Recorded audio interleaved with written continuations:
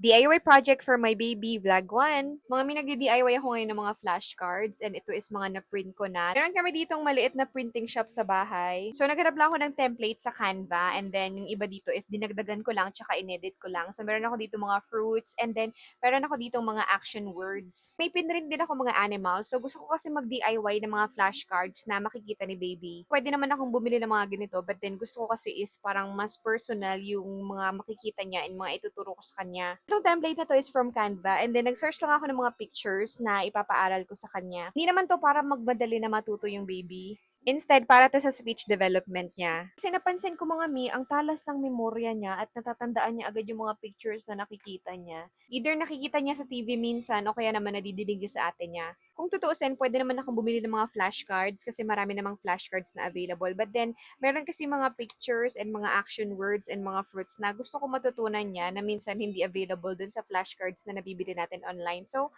I decided mag-DIY na lang tayo. I'm just so excited na gumawa ng ganito and hindi ko alam kung ano yung kakalabasan niya. Hindi ako nagmamadali na matuto si baby pero gusto kong i-take yung opportunity na habang nasa bahay tayo is ma-maximize natin yung time na kasama natin sila. And at the same time, magiging bonding na rin namin tong mag-ina at saka mas malilesan yung screen time. At the moment, mga English words muna tong ginawa ko but then gagawa ako ng Tagalog din. Tapos ko na silang gupitin and ilalaminate na lang natin sila para mas matibay.